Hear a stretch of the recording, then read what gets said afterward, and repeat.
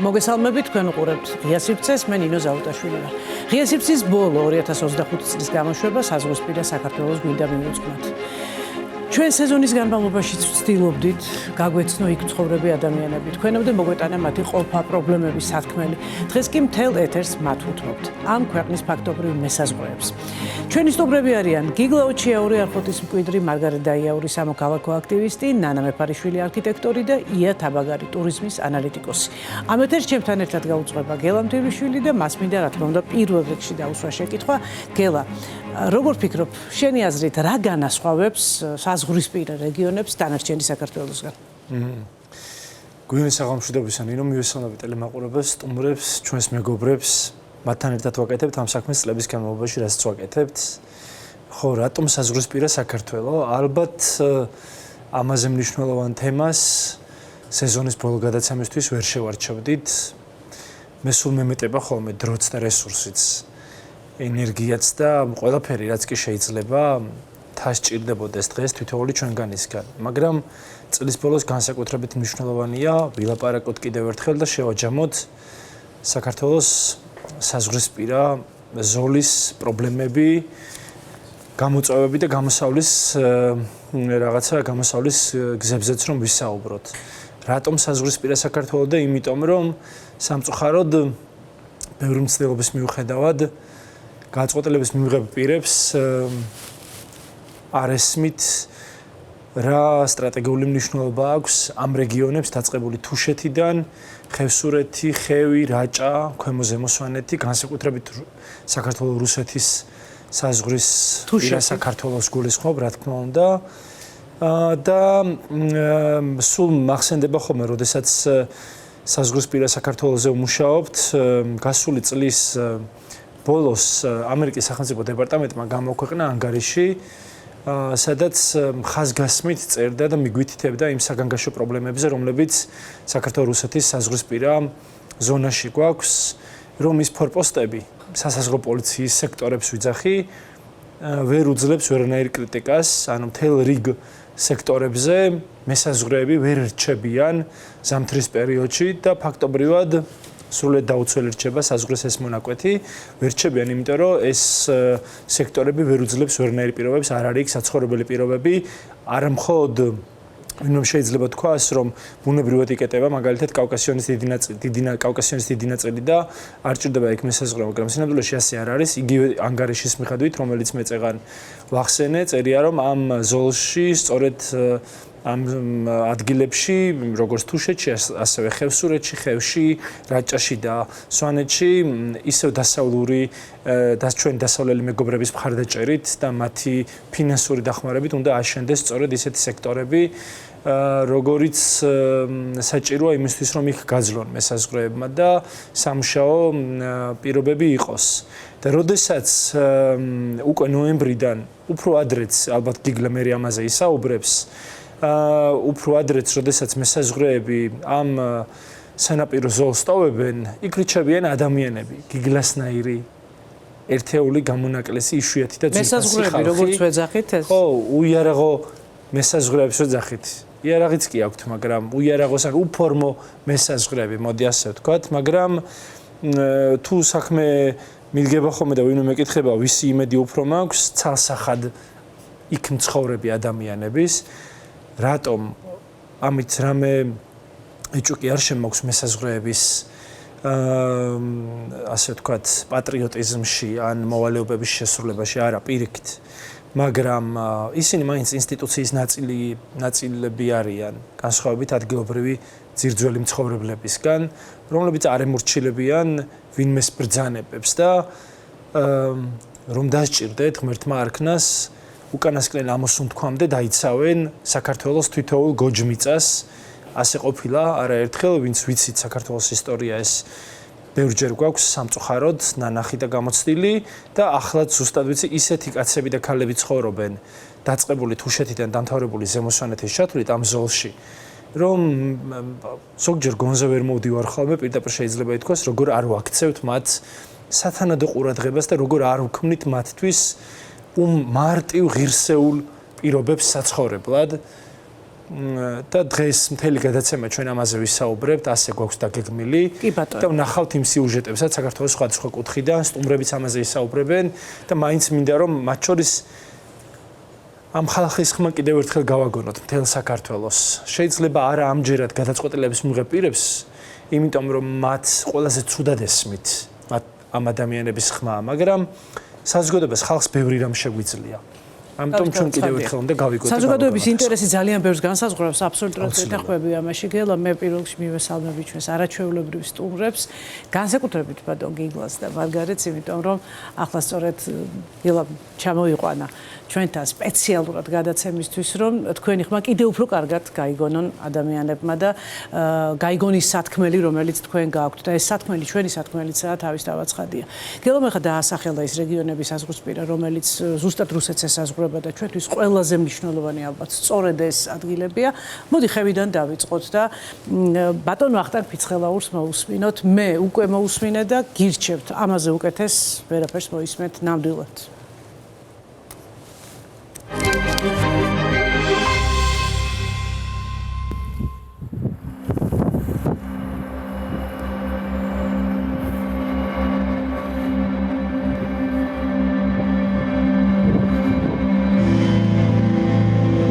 აი ახლა ხო ხედავ ორ სართულიანი სახლია.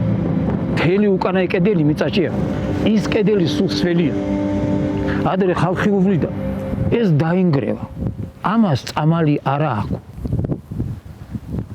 ამ სოფელს გაწირულია ეს სოფელი. ეგ იქიდან ახლა სადაც მანქანა დგას თქვენ. ყველაფერი ზურგით უნდა მაიტანა.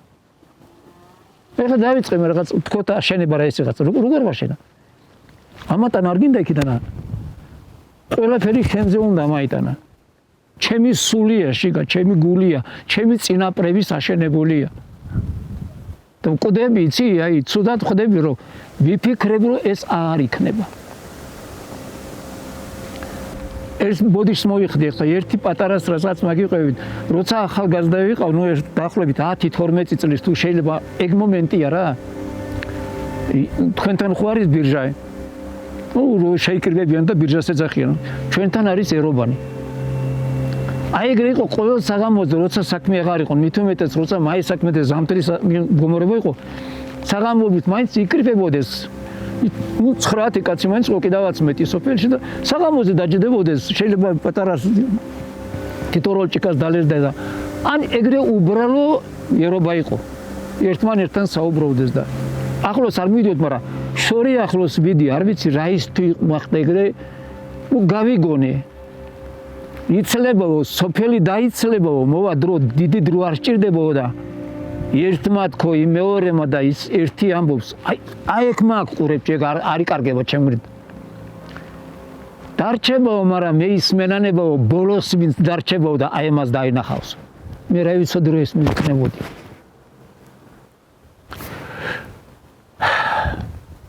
სიტყვას აქ აი იკარგება ის აზრიც კიდევა მე როგორც მტკივა იმას ვერ ვიტყვი. არ შემიძლია, ნუ არ არსებობს ეგეთი სიტყვა, რომელიც აი ჩემს გრძნობას და ჩემს მდგომარეობას სიტყვით გამახატავს. არ არის ეგეთი სიტყვა. ადრე იყო ცხვარი და ძროხა. შენი შემოსავალი. ეხლა ცხვარსაც ძროხას არ მოულის. შემოსავალი არაფერი გექნებოდა, აქ რა ისეთი გასჭერდება. წაო, ეხლა ხალხს იჭერს აქ ტურისტი. თუ არ იქნება, აქ ხალხს რა უნდა? გაიცლება პარასიზმი. ზევახტანგ რა უნდა გაკეთოთ, ეს გიფიქრიათ ამაზე, რომ არაში ვერაფერი. იცი როგორ ამას წამალი არა აქვს. როგორც მოხუცს არა აქვს წამალი. დრო მოვიდა გულო და ეს ამას წამალი არა აქვს. ადამიანი რო გაჩერდეს, იმას უნდა ჰქონდეს სამუშაო. რო იმუშავას და რაიღაც ჰქონდეს, მაგრამ ხელისუფლებაში უნდა იყოს ადამიანი, რომელიც თავის თავზე კი არა ხალხზე იფიქრებს. იმ მთავრობა ჩვენებერია. ბირჟავიკები. ბირჟავიკები. სულ არავის არაფერი არ აინტერესებს, ერთი თავის თავი აქვს მარტო. თვითონ უნდა იყოს. ბირჟაზე არჩევენ საქმეს, არა, სახელმწიფო არა ეს. მე ვერ ვხედავ ახლა, აი, ხო უყურებ ტელევიზორს და როგორ ხაი გამოვთავ აღარ მინდა მაგისიც კერა. არის მან კაცი რომელიც დადგებოდა ხელმძღვანელებს. უნდა ეშინოდეს. ეშინოდა ადრე ღმერთისა. ეხლა ეკლესიაში მიდიან, ლოცულობენ, მაგრამ საერთო ღმერთთან არაფერია. აბსოლუტურად არაფერი. არც კაცი ეგეთი ვისაგაც უნდა ეშინოდეს. უნდა ადამიანს თუ არ ეშინიან, შიში შეიქმს სიყვარულსა, ვიცი? პირველ რიგში უნდა ეშინოდეს. ეშინოდეს დასჯისა და ეშინოდეს სირცხვილისა. თავი არ შეირცხვინას. იგეც იპოვნი ახლა. შიში მარტო ის კი არა, რომ გეშინოდეს, რომ ტყვიას გესურიან. არა, ბიძია. შიში იმისაც არის, რომ არ დაკარგო, რაც გიყვარს. და რა არ დაკარგა, რაც გევალება. მოვალეობა მარტო ის კი არა, რომ ფული აისესხე და გადახედა უნდა. არა. ადამიანი რო დაიბადა, უკვე ვალი აქვს. სიკეთე დასდეს.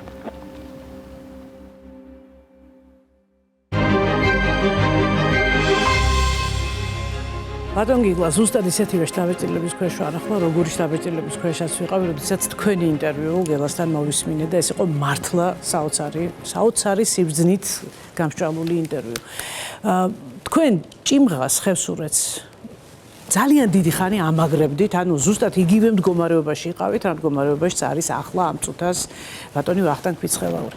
როგორ ფიქრობთ, ბატონმა ვახტანგმა თქვა ესეთი რაღაცა, რომ როგორც სიბერეს არ აქვს წამალი, ისე არ აქვს აკაურობას წამალიო. თქვენც ასე ხართ განწყობილი, რომ არ აქვს წამალი, თუ მაინც გონიათ, რომ ეს წამალი შეიძლება არსებობდეს და სად მომნახოთ ეს წამალი? მოგესალმებით, ქალბატონებო, ბატონოგელა, ჩვენს მაყურებელს მივესალმები. წამალი როგორ არსებობს? წამალი გულგატეხილი რო იყო ადამიანი. იქ და იქ ცხოვრობდე. წამალი არსებობს იმაში, რომ ბატონმა ვახტანგმა თქვა, რომ სახელმწიფო არ არისო, მე მართლა ვეთანხმები. სახელმწიფოშია წამალი. სახელმწიფო უნდა იყოს და ხელისუფალი უნდა იყოს. ხალხზე კი არ უნდა ფიქრობდეს, ქვეყანაზე უნდა ფიქრობდეს და ის ჩვენ ახლა აი ესე რო ვართ მიტოვებული თითოეული ადამიანი. ზოგისა და თითო კაცად რო ვიქეცით სოფელი. ხელისუფლებამ გადმომასახლა მე იქიდან. თავისით კი არ წამოვსულვარ. ხელისუფლებამ გადმომასახლა 9 წლის წინ მოვიდა იქ გზარხოთში. და გვერდზე ჩაუარა ჭიმღას. 9 წლის. ამ წელში დაიწყო რომ უკვე უნდა მორჩენილიყო რა, მოსარჩენად მოვიდა იქ. თორე იმ 9 წლის წინ ის 10 დღე გამოინახებოდა და მოვიდოდა იქ მოგაკითხავდა. მართლა არ არის სახელმწიფო და სახელმწიფოზე ქვეყანაზე მზრუნველი ადამიანი. მე ასე ვფიქრობ, რომ ხელისუფალი არის ყველაფრის პრობლემა. კოცებმა ის შეძლეს, რომ აი ესე 13 ოჯახი ვიყავით. 13 ცხოვრობდით მოგვისწრეს. ხო და იმის მერე აი ახლა 4 მოხუცი ადამიანია დარჩენილი არხოში. საზღვარზე იქით, სადღაც იმის იქით ქართული მიწა აღარ არის. ბატონმა გელამ რო თქვა, რომ მეო აი იმათი იმედი უფრო მაქვს. მართალია. იქ ისინი საერთოდ ძალად მიყვანილი და აი ხალხი კი არ არის. იქ არიან დაბერებულები, ისინი ვერ დათმობენ. გასაქცევი ისინი ზურგს ვერ შეაქცევენ თავის სამშობლოს. ისინი არიან დარჩენილები იქ, მაგრამ სახელმწიფო რო არ არის, აი წამშვიდობა. ამბულატორია იქ 9 წლის წინაში დაეწერა იმას რაღაც კონტეინერი დაიდგა 2-400. ეხლა რო კითხოთ ხელისუფლებს გეტყვიან თუ რომ კადრი არ არის. გამიგეთ? აი მოიყვანეთ და ხვალები დანიშნე.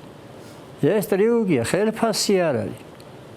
იმ გოგომ რომ მოვიდა ვიღაც მოვიდა ნაროზაული რა იქაური გოგო განათლებული 400 ლარი შესთავაზეს. იმ 2 კვადრატულ მეტრში იმ გოხომ რა ქნას იცხოვრო ზეცელთან თუ დადგას დაიბენ რა ხო უნდა დაიქირავოს იქ სასტუმროები ხელისუფლის გადასაწყვეტია ესე და ტრანსპორტირება რო დაჭირდეს მაგალითად ადამიანს იქიდან რას გააკეთებს ადამიანი რომელიც კი ექიმად არის მოვლენილი და თქვა 400 ლარი ხო წარმოუდგენელია თითქოს მაღალმთიანი არა კანონებზე მე ვილაპარაკოთ მოდით გავაგრძელოთ მაგ თემაზე რა თქვენ გქონდათ ვინმესთან შეხვედრა გქონდათ გამოგითქვამთ ეს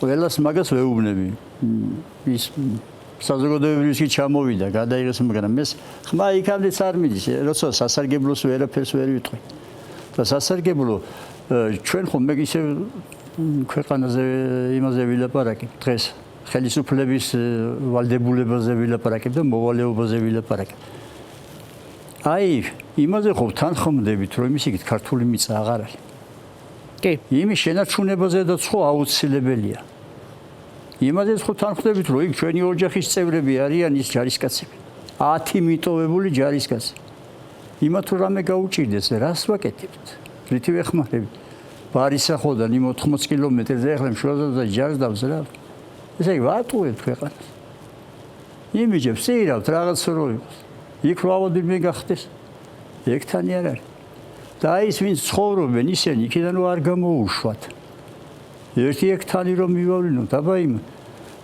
ბატონმა ვახტანგმა კარგად თქვა ის ბირავიკებიო ის მაძღარისენი რო არის აბა იმათი ნახევარი ხელფასი გამოვაცხადო თვალე და ის 10 განაცხადი იქნება ეგთნისა იქ და ისინი კიდე იმას დაიცავენ იქ ჩვენები აი და ამან რო ვეღარ მოვიდა იქზე 1 წელი 7 წელი 10 წელი წამოვედი ვეღარ შევძელი ასაკიანი კაცი ვარ მე აი მხრით უნდა მოიტანო რო ამბობს შეიძლება აი ხებს მე კარგა ვიცნო მოხევებს იმ ყველა სოფელი ვიცი იქ ისეთი ძნელი არ იყოს როგორც არხურში მიტანა მხრით ხო იმ თების გადავლა და იქ იძულებული გავხდი რომ წამოსულიყო 45 წელი იცხოვრეთ ხომ გიგლა და შარშან გახდით იძულებული პირველად ამ 45 წლის განმავლობაში რომ არ ხოთი დაგეტოვებინათ და ჭიმღა მოკვდა ფაქტობრივად ზამთარში გაღარავის ახლავს მილა როცა 9 წელია უყურებ რომ გზა რაღაც სულ 3 თვის გამოსაჭრელია გზა და ყურადღება რაღაც ქვეყანას პატრონი არ ყავს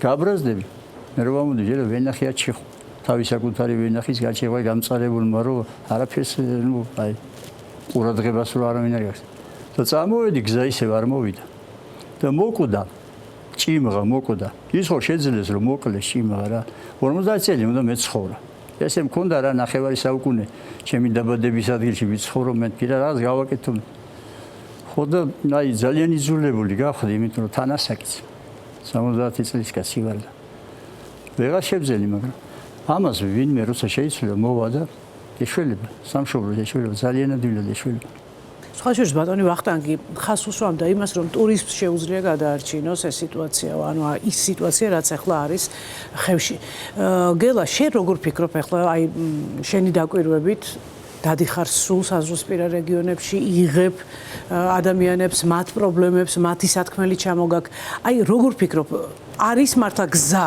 ხევში ყველაზე მნიშვნელოვანი პრობლემა მოაგვარებდა ვთქვათ იმ პრობლემებს რომლებიც აქვთ იქ ადამიანებს როდესაც ამ თემაზე მუშაობდით მიუხედავად იმისა რომ კარგად ვიცნობ საქართველოს მაღალმთიან რეგიონებს ფიზიკურად ვარ თითქმის ყველგან ნამყოფ უმეტესად ფეხით თან და ფეხით როცა დადიხარ და გადაადგილდები ეს ზოგჯერ ჩემი არჩევანი არ არის უბრალოდ ზოგჯერ გზაც არ არის და ფეხით იმიტომ დავდივართ მარტო იმიტომ კი არა რომ მეხალისება ზოგჯერ ფეხით სიარული საკითხები ჩამოვწერე რა აუცილებელი პირობებია შესაქმნელი ან უნდა არსებობდეს იმისთვის რომ ადამიანმა იცხოვროს უსაფრთხოდ მოდი ასე ვთქვათ ღირსეულად და უსაფრთხოდ ადამიანი ხომ არ უნდა იჩაგრებოდეს მისი დისკრიმინაცია იმიტომ ხომ არ უნდა ხდებოდეს მარტო რომ ის მაღალმთიან რეგიონში დაიბადა, გაიზარდა, ცხოვრობს და არ შეუძლია არ ძალუძს ყველას არ შეუძლია იქაურობის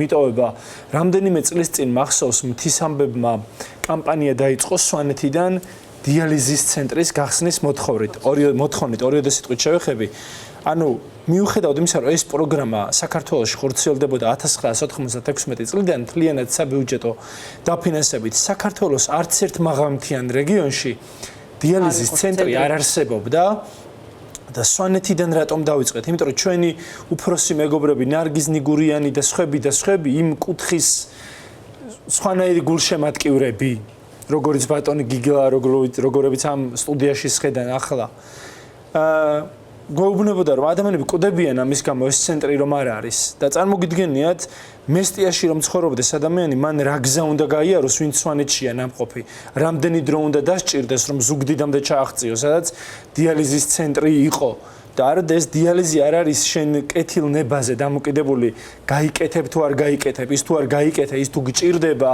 ვერ იცოცხლებ უბრალოდ და რომ გაიკეთებ მე მრავალი წელი შეგიძლია იცოცხლო და ჯანმრთელად იყო რა და მოკლედ და მით უმეტეს რამძიმე მდგომარეობაში იქნებოდნენ ადამიანები უშგულიდან კალიდან ანუ მესტიის კიდევ ზემოთ მდებარე სოფლებიდან მაშინ მით უმეტეს მე ვსაუბრობ 3-4 წლის წინანდელ ამბებზე როცა ახლა თუ 1-2 მწვანე ავტობუსი დადის მესტიაში მაშინ ეს ავტობუსებიც არ არსებობდა და ყველას არ უდგას სახლში ავტომობილი საკუთარი რომ გადაადგილება მომხდარიყო იქ წუთები წვეც ხან და რატომ მოუყევი ეს და როდესაც ეს კამპანია დავიწყეთ დიახ, სწორედ ხალხმა დაგვიჭირა მაშინ მხარის სწრაფად ბევრი აქტივობა ჩავატარეთ და დღეისათვის და მალევე გახდა ეს შესაძლებელი. მაშინ ასე ბრმაყრუობა ჯერ კიდევ არ იყო ქართული ოცნების ხელისუფლებაში სამწუხაროდ როგორიც დღეს გვაქვს და მალევე მესტიაშიც გაიხსნა დიალიზის ცენტრი, შემდგომ რაჭაში გადმოვინაცვლეთ რაჭიდან ლეჩხუმში, ლეჩხუმიდან ყაზბეგში, თიანეთში, ხულოში, სამცხე-ჯავახეთში და დღეს უკვე თითქმის ყველა მაღალმთიანი რეგიონი დაფარულია ჯანდაცვის სერვისებით. და რომ დაუბრუნდა ეს საკითხები, როცა ჩამოყარა, ერთ-ერთი მთავარი საკითხი არის ჯანდაცვის სერვისი. ბატონმა გიგლამ ისაუბრა ექიმი კი არა, ექთანი არ არის წნევა რომ გაგიზომოს და სიცხე რომ გქონდეს, მაღალი ნემსი რომ გაგიკეთოს.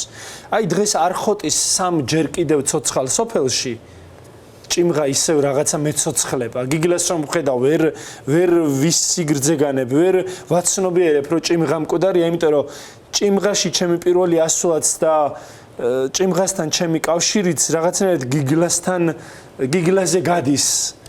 ხო და გიგლას ვიდრე ვხედავ, ცოცხალს ღმერთმა დიდხან საცოცხლოს, ჭიმღაც ცოცხალი მეგულება მიუხედავად იმისა, რომ ახლა ის თოვლითაა დაფარული და იქ სამწუხაროდ არავინ აღარაა დარჩენილი. ხო და ჭიმღა ახიელი და ამღა და წეგან საუბრობდით, როცა მგზავრობდით ტელევიზიამდე რომ მოვსულიყავით ერთად, ახიელში ორი ადამიანია, გიგლას ძმა, ძალიან ძვირფასი ადამიანი, შიაოჩიაური და კიდევ ერთი ადგილობრივი გოჩა, ხო, ჯაბუშანური.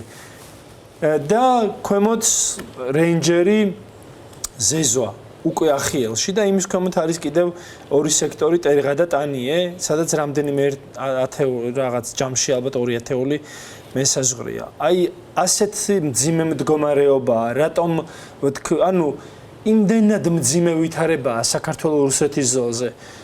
აი რომ გავყვე ეხლა აი არხოტიდან რომ გადავიდე პირიქითა ხევსურეთში ხო შატილამდე და თუ ჯურის უღელტეხილიდან ყველაფერი მკვდარია შატილში ალბათ 20-25 ადამიანია მე წუქიოში ცხოვრობს ერთი კაცი გარსია ზვიადაური შემდგომ მუცოს ჭალაში 2 ოჯახი 2 ადამიანით მუცოში კიდევ 3-4 კაცი შემდგომ არდოტში 2 კაცი ანდაგში სოსო და ხონის ჭალაში 4 ოჯახი შეთეკაურების სულ 7 კაცი და ბორბალოს და აწუნთის უღელტეხილავამდე დამთავრებულია დანარჩენი ყველაფერი цаრიელია გადახვალდა პირიქითა თუშეთის цаრიელია მთელი პირიქითა თუშეთის ერთ დიდ ხეობას ჭეშოში დღეს ჩვენ გვექნება სიუჟეტი ერთი და საბედნიეროდ მეორე ახალგაზრდა კაცის მივიდა 2 ადამიანი აცოცხლებს აი როგორი მძიმე ვითარება გვაქვს დღეს საქართველოს რუსეთის საზღვარზე ამაზე მეტად როგორ უნდა ახსნა რომ ანუ სახელობითად და გვარებით და რაოდენობით თითო კაცი ცხოვრობს და გვინახავს საზღვარს და რა ქმნის ამ პრობლემას ჯანდაცვის სერვისების უქონლობა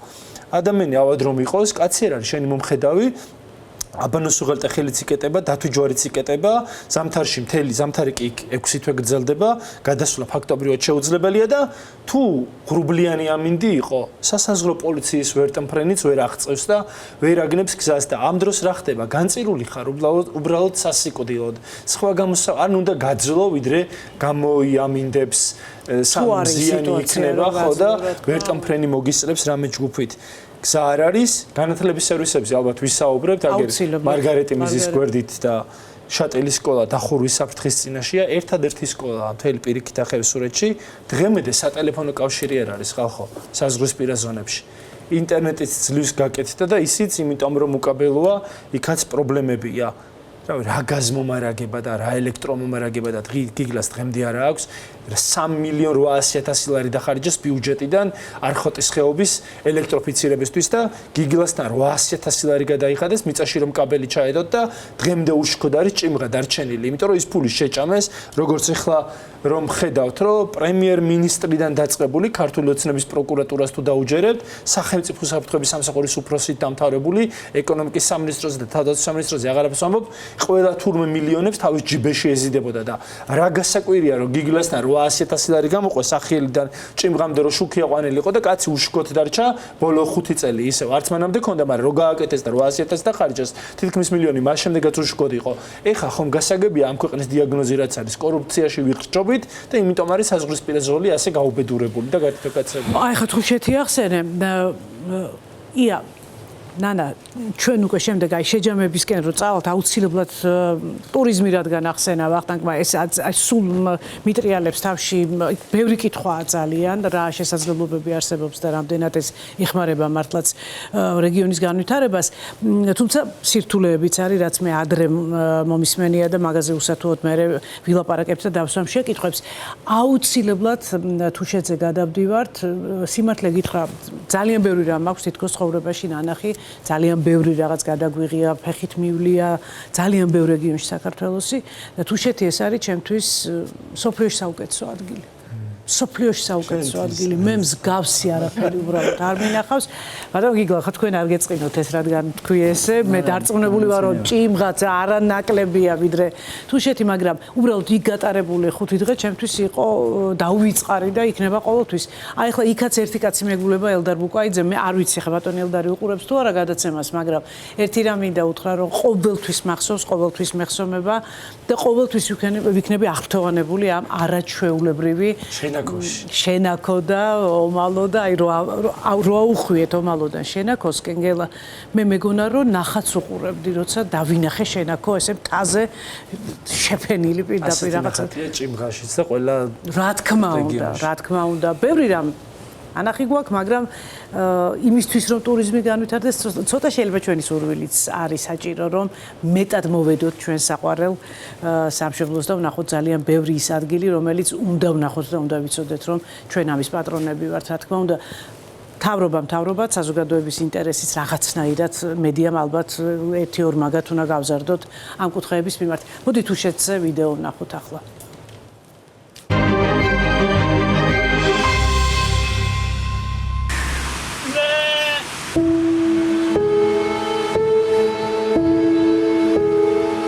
ზაფხულია, ზამთარია, სულ საქმეში ხარ. შრომაში. და დრო როგორ გადის ვერ იგე. პირველი 2 წელი ძალიან გამიჩნდა რომ არაფერი მომზადებული არ ვიყავი. აი შრომის ხრი ვიზახი რა, სულ ხელით მიწევდა თოხნა, ბარვა. რამ 8-9 სოფელში აი სამი სოფელი არის რომ ზამთრობით რჩებია. თითო კაცი.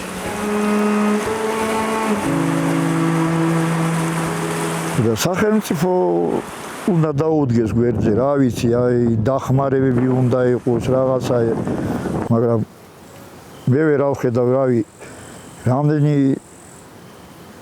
თავრობა წავიდა და გლეხ ხალხისთვის არავინ არ აზრუნავს.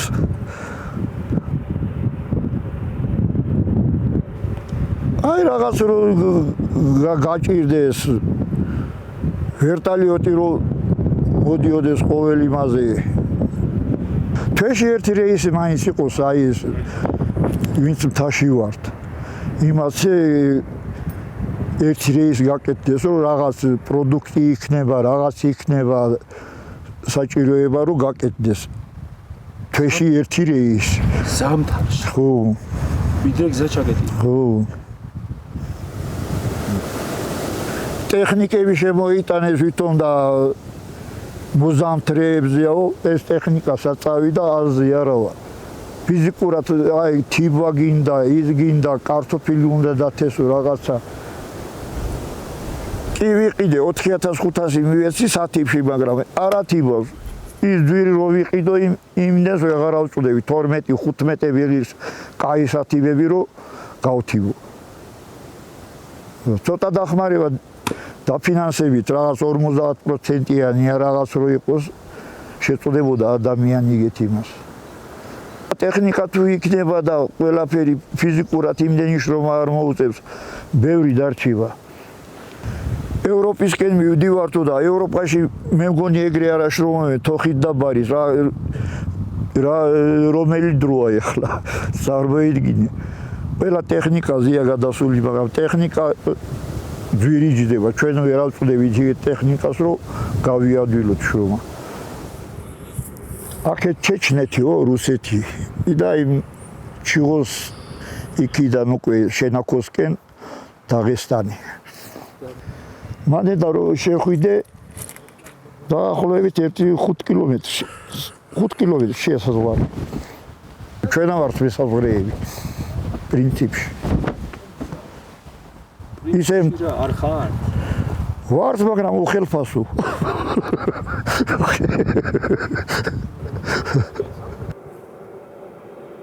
ხო აგე დაღესტანმა მიერთა ჭერო ინწუხიო დაბლა დიკლოსიკით. სადაც უადამიანო დრას დარჩინა. ხო, აღარავინ აღარ რჩებოდა. და ლეკები დასახლდნენ იქ. ეგ რომ ავიცილოთ აქ რა უნდა ვქნათ? ეგ რომ ავიცილოთ მაშინ თუშეთი აქ რო ვიღაც დასახლდეს მთლიანი თუშეთი დაკარგულია. ჩეჩნები რო გადმოვიდა დაღესტანი. და რო არ მოხდეს რა უნდა ვქნათ რა უნდა გავაკეთოთ აი ხალხი უნდა დავასაქმოთ და დავასახლოთ აი რაღაც უნდა იყუნოს თავრობამ დაინტერესება რაღაცა იმის რა ვიცი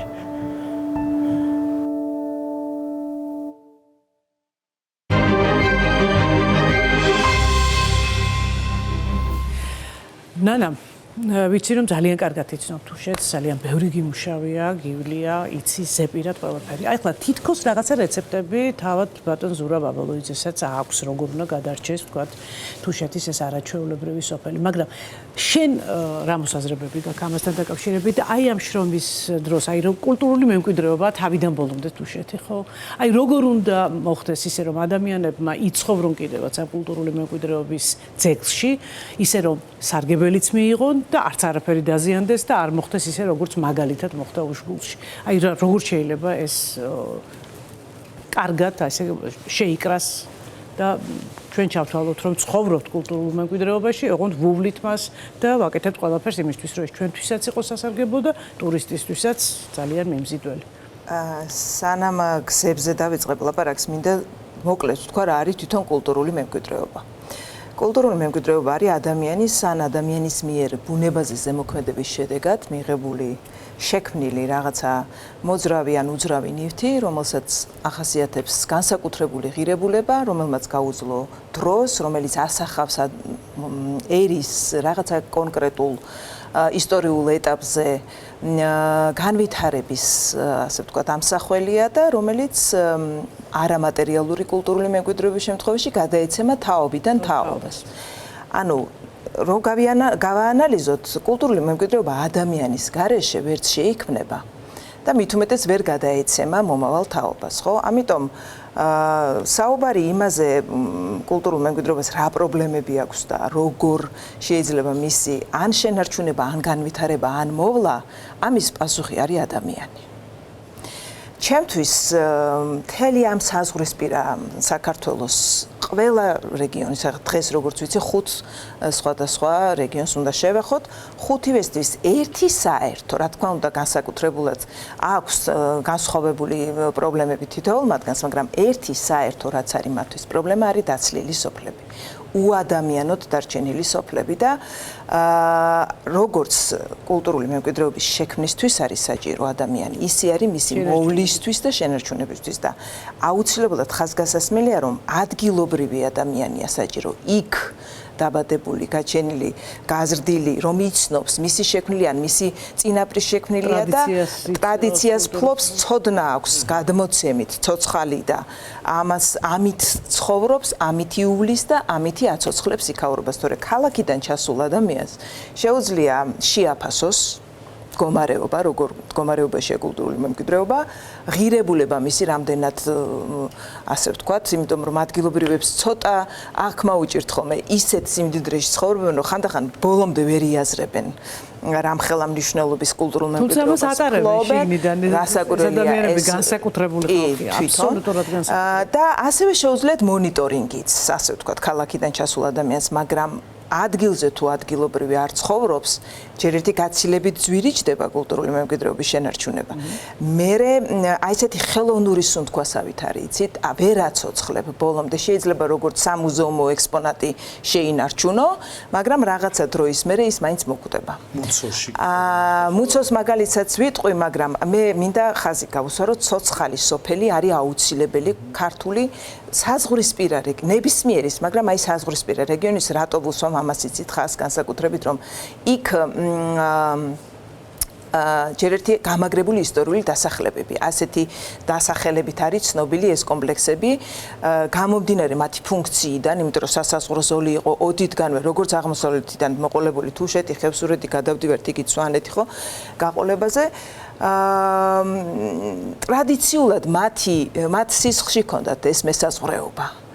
და სახლიც, სამეურნეო ნაგებობებიც, სარიტუალო ნაგებობებიც ყველაფერი არის ადამიანის ყოფაზე, მათი ცხოვრების წესზე აგებული. და იმ ხალხზე, რომელიც იქ ცხოვრობდა მორგებული ბოლომდე და ადგილობრივი ამიტომ არის აუცილებელი, რომ მან იცის.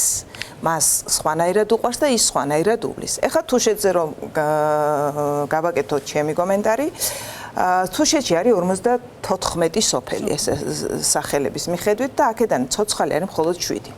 აი დატვირთულად მუშაობს ზაფხულის განმავლობაში, თავკომბალებივით არის ეს ომალო, შენაქო, დართლო, დიკლო, ძველი დიკლოს გარეშე ოღონდ დიკლო, ფარსმა და მაქსიმუმ გირევამდე ჩადის ადამიანი და იქით თუ აწუნთაზე ფეხით არ გადადის პირიქით და ხევსურეთში, ჰეღოს და ჭონთიოს არც გაივლის, არადა არის უნიკალური სოფლები, ჰეღო და ჭონთიო, საოცარი ადგილები, რომელსაც არ იცნობს სამწუხაროდ ქართველიც კი. ვისაც არ უნახავს, გონი თუშეთი არის. ვისაც არ უნახავს, ჰეღო ჩემთვის არის რაბძმე თუშეთის მუცოს ვეძახი, ჰეღოს ისე მიყვარს გავს კიდეც. ჭონთიო, ჰეღორის ნადიკურთა და ზემოთ. აი რაღაცა სოფლები არის, რომ ინდურთაში მაგალითად არ დადის ხალხი.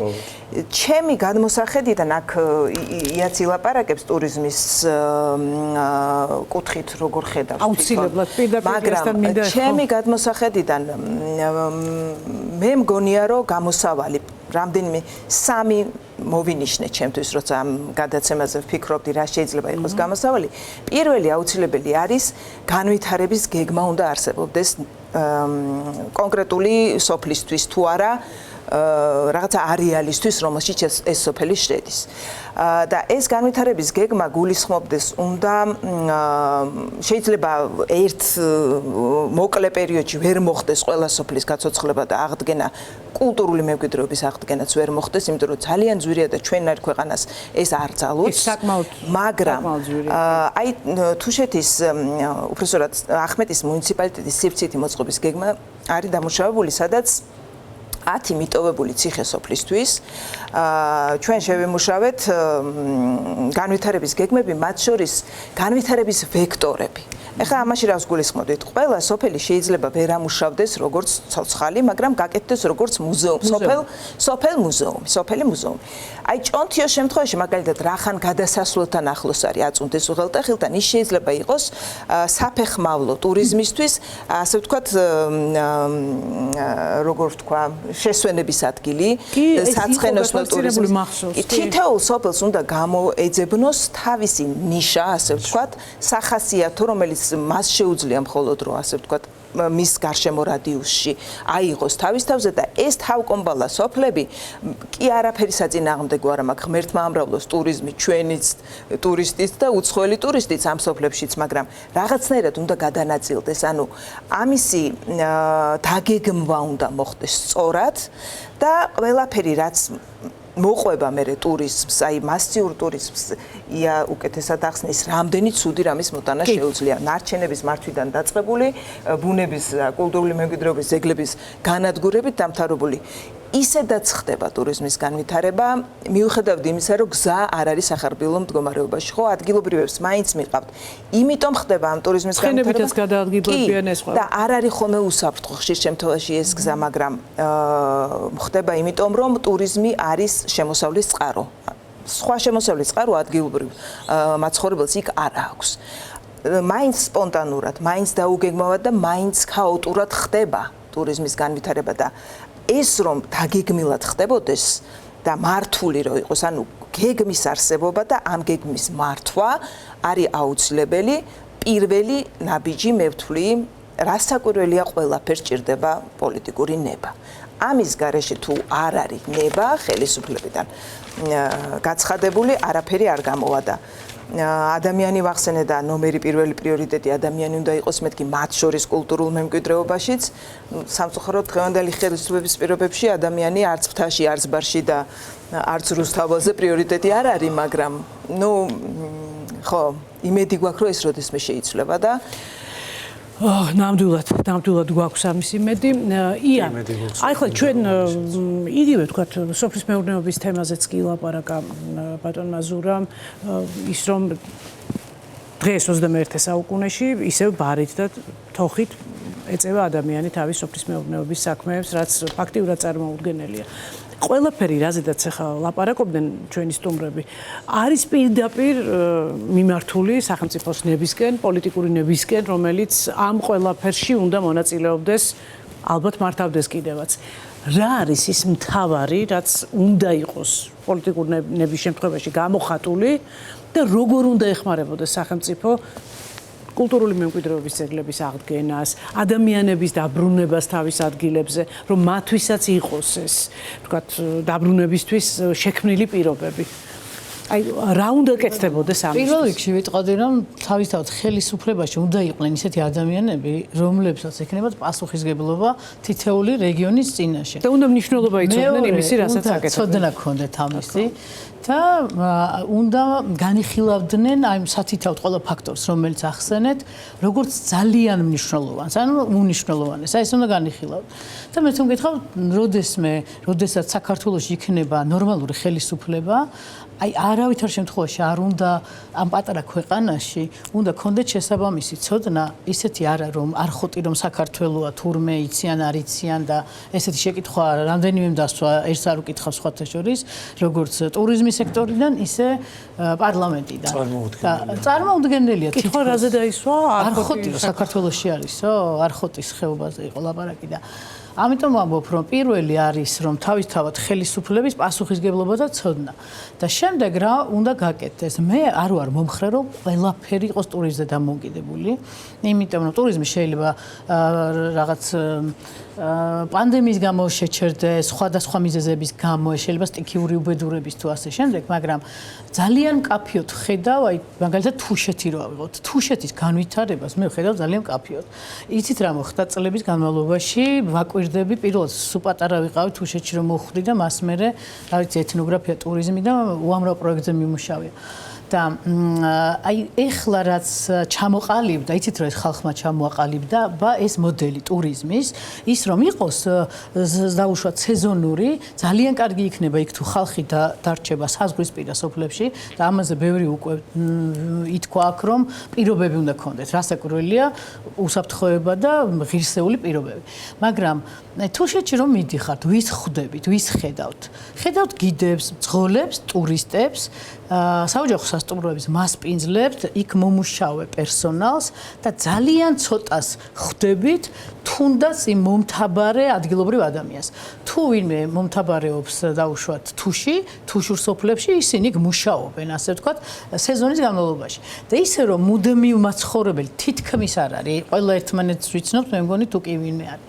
და ეს არ არის ცუდი. მე მაგალითად ვისურვებდი ეს მოდელი ახლა რაც თუშეთში და რამდენი ადამიანი თუშეთში დადის, ამდენი ხევსურეთში რომ დადიოდეს. აი, ბევრჯერ მინატრია, უბრალოდ ხევსურეთში არ დადის ამდენი ხალხი.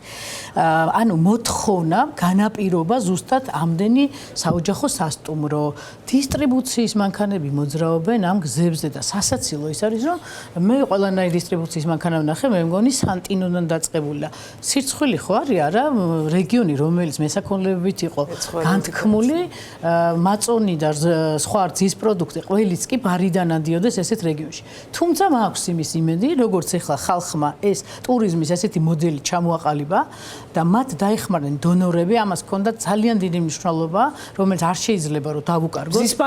ზის პანელები უნდა მეთქვა პირველ რიგში, ასევე იყო უამრავი სასწავლო პროგრამა თუ რაღაც ტექნიკის შეძენა, რაღაცები დაეხმარნენ ხალხს და ის სულ ცოტა იყო, ზოგჯერ იყო მთელი ამ ბიზნესის შეიძლება 20% იყო ეს დახმარება და დანარჩენი, მაგრამ სტიმული იყო, რაღაც მუხტი იყო და დანარჩენი 80% თვითონ ოჯახებმა რაღაც ინვესტიციები განახორციელეს, ზოგჯერ ნათესავებმა ერთად, რა ვიცი, საბანკო კრედიტები და ასე შემდეგ. მე არ გამორიცხავ, ხა უმრავლესობა შეიძლება საბანკო კრედიტით არსებობს და რაღაც იმედებით, მაგრამ ბოლო 2 წლის განმავლობაში თავისთავად თუშეთმა იმუშავა ძალიან კარგად ტურიზმის კუთხით. თუმცა ჩვენ გვესვის მაგალითად სუბსიდირება ღვინის წარმოებისთვის. ამასობაში არ ვიცი, ეს ჩემი პირადი მოსაზრებაა და არავის ეწყინოს, მაგრამ თავისუფლად შეიძლება რომ სუბსიდირება მოხდეს სწორედ აი ამ ტიპის, ვთქვათ, თუშეთის განვითარებაში, სოფლის მეურნეობის, იქნება თუ რძის წარმოების თუ ასე შემდეგ. ეს მე მგონი ჩემი აზრია, შეიძლება იყოს უფრო მნიშვნელოვანი ვიდრე, ვთქვათ, ღვინის სუბსიდირება კახეთისთვის. მე ნაწილობრივ გეთანხმებით ამ ყველაფერში, მაგრამ აი ეს სურათი, რომელიც ეხლა გამოიხატა თუშეთის, კიდე რამე და აღვნიშნე, რატო აღვნიშნე, რომ სხვა თაობა წამოვიდა. როდესაც მე პირველად აი ტურისტები ჩამყავდა თუშეთში, სულ სხვა თაობის ადგილობრივ მასპინძლებს ვეკონტაქტებოდით და ეხლა უკვე მათი შვილები არიან, რომლებმაც უცხოენაც იციან, მსოფლიოში რა ხდება ისიც იციან, მშვენივრად ფლობენ სოციალურ ქსელებსაც და მარკეტინგსაც და გაზაფხულიდან ვაკვირდებოდი სხვათა შორის და მინდა რომ შევაქო თუშები იმაზე რომ აპრილიდან მოყოლებული მუდმივად არც ერთი სოციალური ქსელიდან ფაქტიურად არ ჩამოსულა სხვადასხვა ვიდეოები, ფოტოები, მოწოდებები, წამოდით თუშეთში და ამან ძალიან კარგად იმუშავა. ეს არ იყო სახელმწიფო მარკეტინგი, ეს იყო ადგილობრივი მარკეტინგი.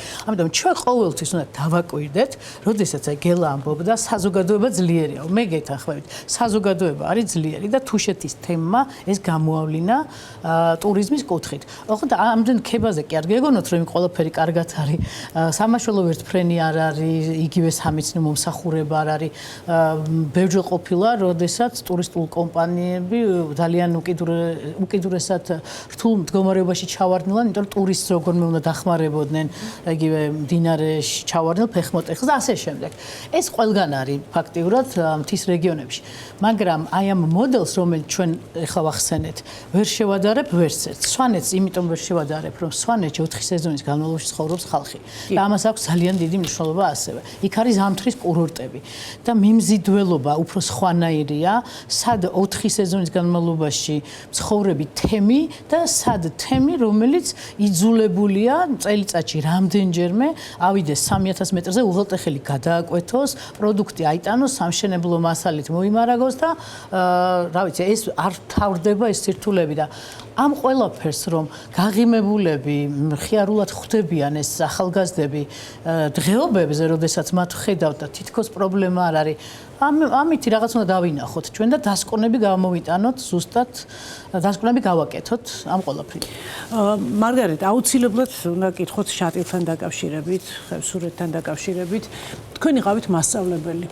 მასწავლებელი ალბათ თიან სოფელში განსაკუთრებით ძალიან ისეთი მძიმე დატვირთვის მატარებელია. თქვენი გამოცდილება რო გაგვიზიაროთ და ეხლა რა მდგომარეობაა იქ?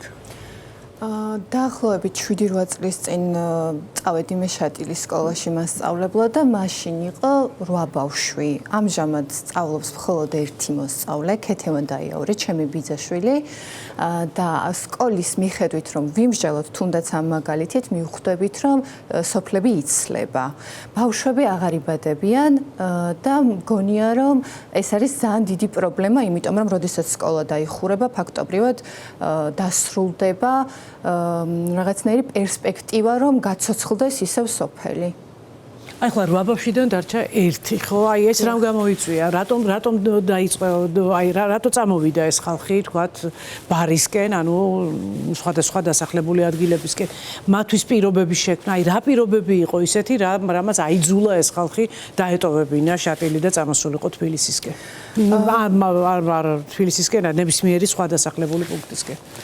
პირობები ძალიან მნიშვნელოვანია, იმიტომ რომ იყო ელექტროენერგიის პრობლემა და ბოლო წლებში გაკეთდა ჰესი, კონკრეტულად შატილში, ჩემს სოფელ მიცუშიც, თუმცა შატილის ჰესი ძალიან ცუდად მუშაობდა 1 წლის შემდეგ გაითიშა და ელექტროენერგიის პრობლემა იყო ძალიან ცუდი. იყო გზის პრობლემა, რომელიც ასევე ბოლო წლებში გაკეთდა. დღემდე არ იჭერს მობილური უღელტეხილიდან, პირიქით ახევსურეთში დათვისჯვრის უღელტეხილიდან სოფელ გიორგი წმინდამდე და სოფელი ანატორიდან ხახაბომდე. არსად მობილური კავშირი არ არის. არ არის ამბულატორია.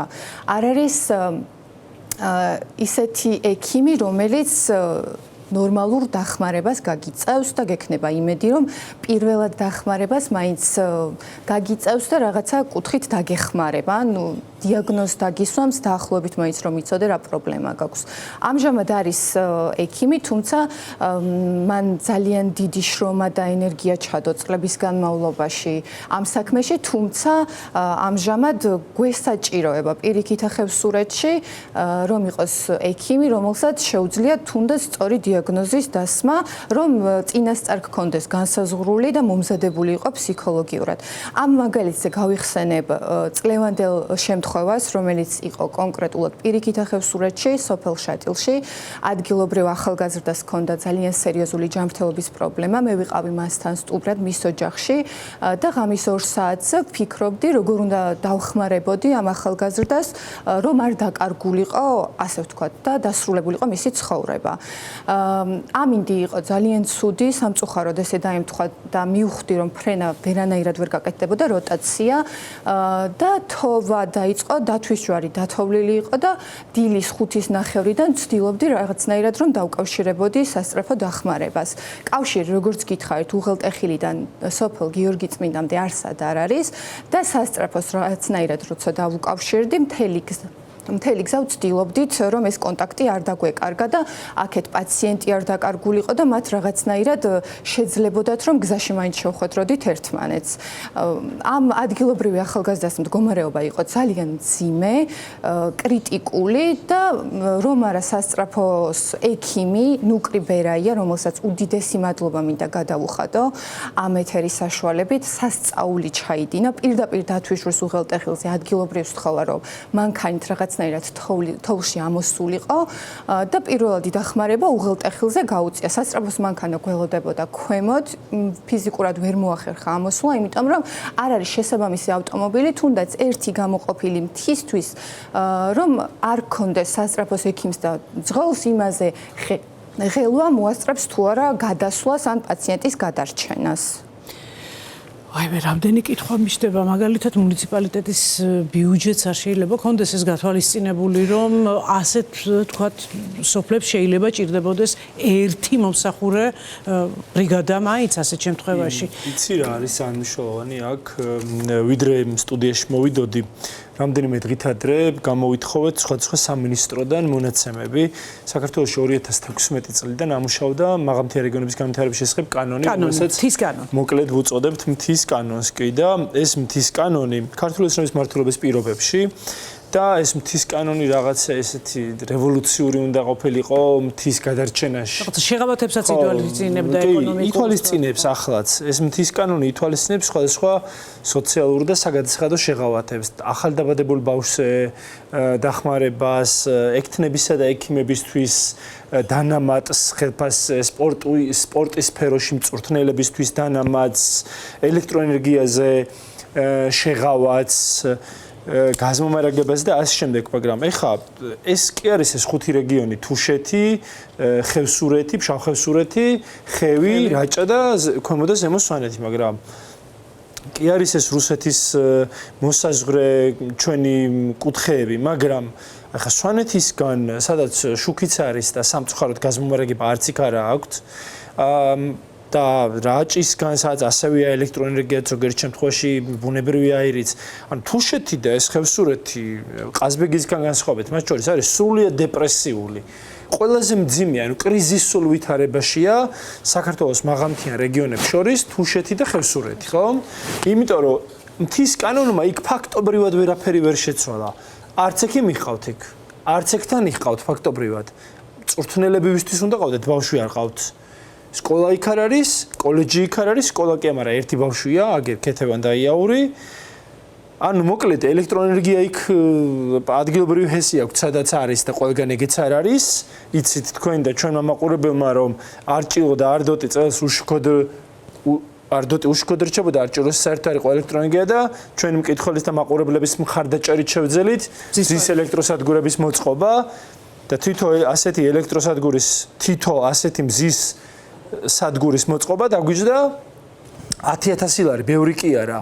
აი მე და თქვენ მესმის რომ ხალხი გვეხიდება, ადამიანები უკეთ ვაცნობიერებთ და ვიაზრებთ რა სტრატეგიული მნიშვნელობა აქვს ამ საზღვრისპირა სოფლებს და დასახლებებს და იქ ცხოვრებ თითოეულ ადამიანს გიგრა იქნება ეს თუ ნიკო არდოტელი, სოსო ზუიადაური თუ სხვა ძვირფასი ადამიანი, მაგრამ 10,000 ლარზეა საუბარი რა. შეიძლება ადამიანი ახვეწნინო და უშუქოდ დატოვო და ჭრაქის ანაბარას დატოვო, როგორც ბატონი გიგლა იყო 10,000 ლარის გამო. ეხლა დღეს ხომ აღარ უჭირს ამ ქვეყანას ეგრე, ხო, რაღაცა მრავალნიშნა ეკონომიკური ზრდა გვაქვს. ხო, აგერ საახალწლოდ რამდენი თანხას ხარჯავენ უაზრო ქართული ოცნების პროპაგანდისტ მომღერლებში, ხო? და ამ დროს საზღვარზე რომ მიტოვებული ადამიანი ყავს 10,000 ლარი არა გვაქვს რომ 6 პანელი დავუყენოთ რომ ტელევიზორი ჩართოს, შუქი კონდეს, გაანთოს და გათბეს. აი ამ გათბეს არა, ტელეფონი რომ დატვირთოს რომ კავშირი კონდეს, გათბობას ვიღაჩი ვის ელექტროენერგიაზე. ხო და მოკლედ თის კანონს რომ დაუბრუნდე, რამდენიმე დღის წინ გამოვითხოვე ქართული ოცნების მთავრობის რეგიონული განვითარების და ინფრასტრუქტურის სამინისტროებიდან მონაცემები და ამ თის კანონის საშუალებით მეშვეობით რა შეღავათებსაც ეს ითვალისწინებს 2016-2024 წლებში მაღალმთიან რეგიონებში არის დახარჯული 1 მილიარდ 517 მილიონი ლარი. წარმოგიდგენიათ მხოლოდ ეს თანხა აი ამ კანონს რომ არ კონდეს მორჩილების მიზანი. რეალურად ამ დანამატებით ამ რაღაც სოციალური პროგრამებით ხომ საარჩევნოდ არჩევნებიდან არჩევნებამდე ადამიანების დამორჩილებას მათ წუხარო ამას ვამბობ, მაგრამ ეგ არის ამათი მიზანიც და აი ამ კანონის მთელი შიგთავსი და შინაარსი. რეალურად მილიარდ 517 მილიონი ლარი. მიზნობრივად რომ დაგვეხარჯა თუნდაც აი ამ 5 კუთხეზე 8 წლის თავზე და 9 წლის თავზე. დღეს ხევსურეთშიც და თუშეთშიც სრულიად განსხვავებული ვითარება გვექნებოდა. კი, გაავს მთელი რიგი პრობლემებით ეს კუთხეები ერთმანეთს, მაგრამ ყველას მაინც განსხვავებული საჭიროება აქვს, მაგალითად თუშეთს და ხევსურეთს, ხო? რომელიც ყველას დეპრესიული და კრიზისული რაიონები ის არის, კუთხეებია. წარმოგიდგენიათ იქ რომ ამ თანხის რაღაცა 10% ჩადო. შექმნი ღირსეულ პირობებს. კი, გიგლა ბატონს, ძია გიგლას მე ასე ვუწოდებ ხოლმე, მას ბატონი რაღაცნაირად არ მინდა რომ ხევსურკაც შევკადრო. სანატრელი კი არ გაუხდებოდა იქ ცხოვრების და არ ცხოვრების პირობებში, რომ ექთენისთვის 2,000 ლარი გამოეყოთ, 2,500 ლარი გამოეყოთ და 400 ლარი კი არ შეეთავაზებინათ. რომ რაღაცა ინტერესი გასჩენოდა ადამიანს გარდა იმ პატრიოტული, იქ 2,500 ლარზეც არ წავა ადამიანი, რომ არა ის პატრიოტული სულისკვეთება, განწყობა და სიყვარული და პატივისცემა. ისე როგორც მასწავლებლები, ახალგაზრდები, როცა მაგრამ რაზე ვახვეწნინებთ ადამიანებს, რაზე ვახვეწნებთ? ხალხს ოქროს ზოდები აქვს თურმე სახში ბიუჯეტის ხარჯზე წაღებული და მილიონობით თანხა და ჩვენ ვახვეწნინებთ ექთნის და ელექტროენერგიის და იმაზე რა ქვია სკოლა აი რაზე პირველად საჭიროებებს. მოდი ხა რაჭის სიუჟეტი ვნახოთ, გავიცნოთ იქ ადამიანები აუცილებლად და ვნახოთ რამდენად იდენტურია ეს პრობლემები რაჭაშიც.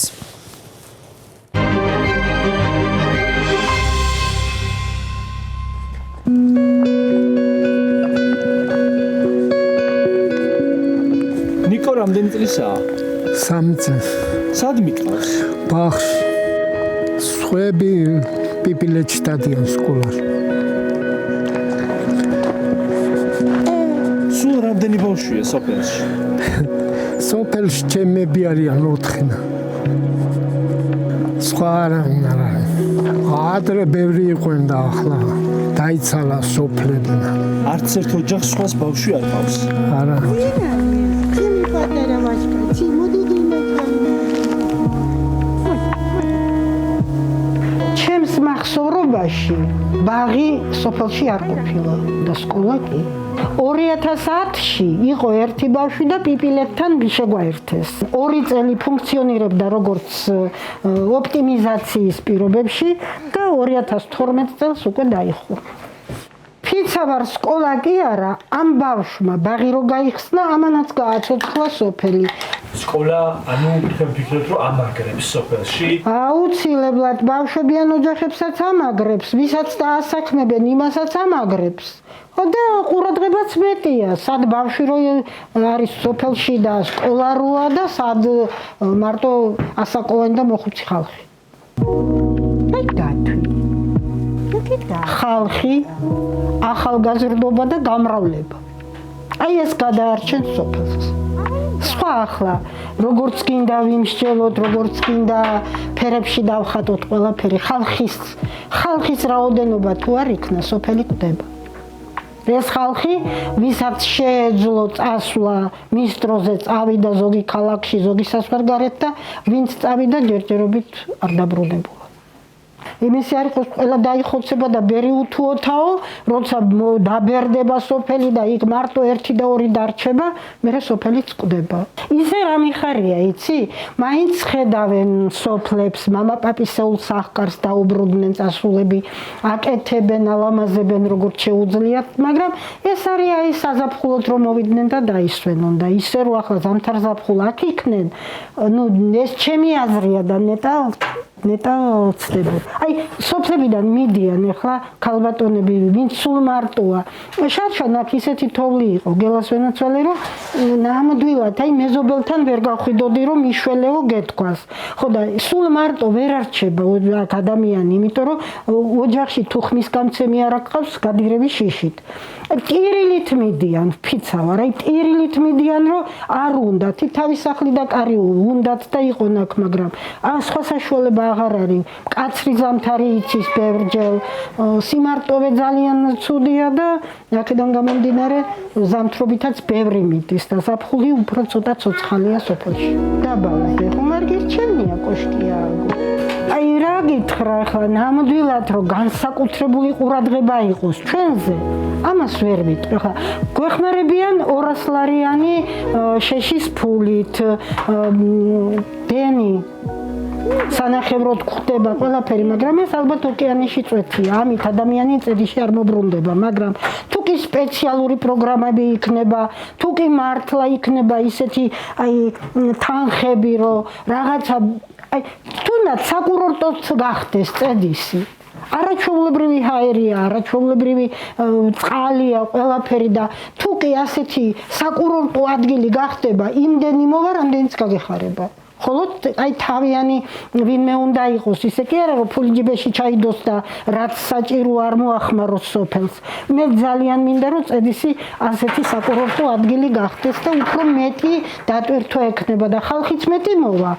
შემოსავალიც მეტი გვექნება და ყველაფერი, მაგრამ ამას რამდენად გააკეთებ სახელმწიფო ან რომელიმე ბიზნესმენი ვერ გეტყვით. ერთი უღელი ხარიღა არის სოფელში. 120 უღელი იყო ჩვენ სოფელში წედიში. ახლა ერთი უღელი, 2 ხარუკა არ დარჩენილი. ეგ რაზე მიანიშნებს? შეუძლებელი წავიდა სულ ყველა, მოხუცები ვართ, პენსიონერები. ახალგაზრდა აღარ ავიდა. უფლება რა, აი რა გააკეთოს ახალგაზრდამ, სამუშაო არაფერია და არა. რაიონში არ არის სამუშაო და სოფელში. დაიკარგა ცხოვრება. გზაი რო ამოიარეთ ასფალტი სადაც უნდა და იქ კი არ დაასხეს, აქიდან დაიწყე. სადაც გაიგზა. ნახევარი რატომაა დაგებული? რატო არა და პატრონი არა ყავს იმითო, რა ვარ სულაც ისე აკეთე. არა ქვეითეს ხა სადაც გლახა გზები იყო. ვინ არის ჩვენთან? აი რომელია.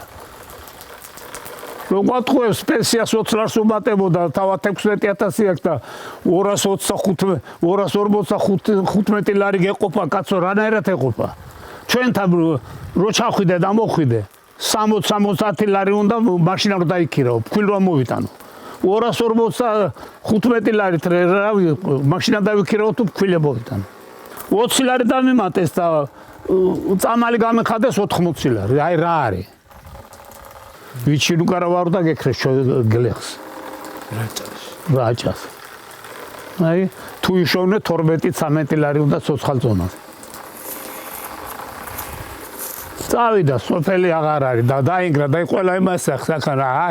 აიგრევ, აი ესე დაინგრევ ესე ჩვენ ხوارა გონი. ახლა მე ვარ თორე ესეც ასე ჩავარდებ. აი რას გავს ეს აი. სახა. აღარავინ არის. რა გუშველება? უშველებელია მთავრობას, თორე ჩვენ კი გვეშველება თუ გამოიცვალა. რას ჯიჯღნიან ქალებს როგორ აწვალებენ.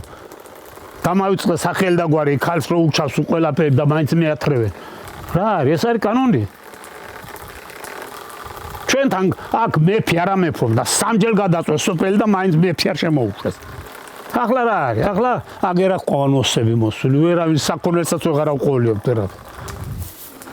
ჩვენ ტერიტორია იყო ოსი, ასე კი არის.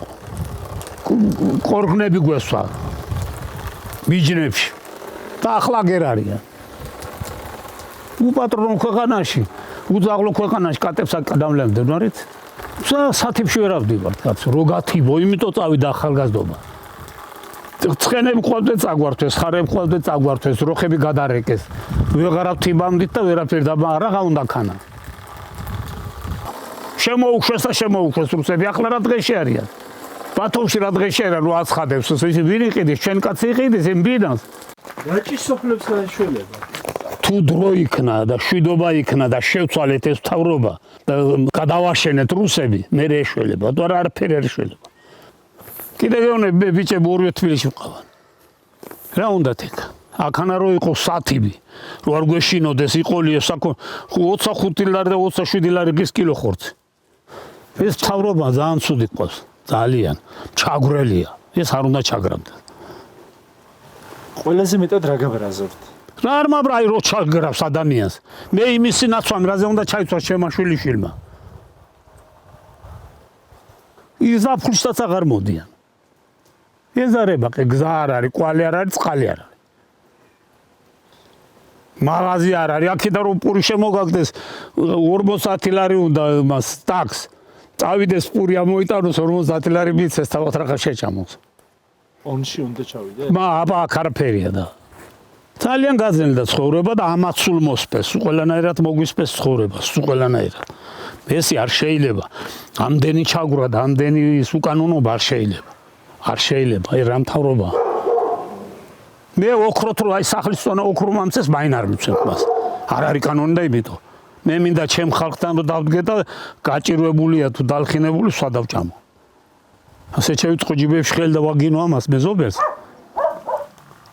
არ არის კანონი. ეს ჩაგვრა არ შეიძლება. თუ გამოფხიზდით, ხო გადავრეკანთ და ვიცხოვროთ არაჩვეულებრივად. რა თქვით რუსეთში? ჩვენ გვინდა ევროპა. ახლა რო განათლებას უკლევენ და უკლევენ, მე როს იყო ევროპა, თუ რამე მაგათ სახკარი აქვს და შვილები ყავან, ეგ სულ ყველას გამოვრეკა. შენ თუ ევროპა არ გინდა წადიშე საქართველოში, დედა და იქ კრაგინა. აი ასია. რა არის გააფერის და იმას 6 მილიონი უშოვნეს და რამდენი ოქროულობა და ციხეში არ იჭერეთ და მე აგეროვდი ვარ მოხვალ და დამიჭერდა ცხინპირს დამტრების კანონია? ცხინპირ დამტროულები არიან და უარს ამბობენ. ახლა რაზე მოწამლეს? რა უნდა რა რას გვერდშია? ეს თავრობა არის. 14,000 აქვს ეს და ეკნება და მე რა მაქვს პენსიუკა. წამალი ვიყიდო, საჭმელი ვიყიდო თუ ტანდაფეხი არ მინდა?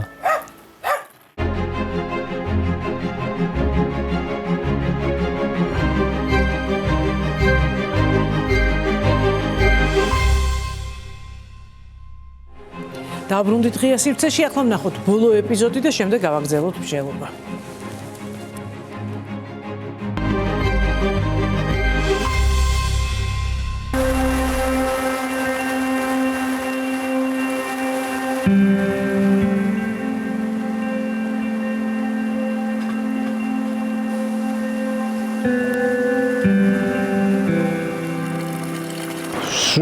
მომსახურე 26 წელი აქ სასაზღვრო პოლიციაში.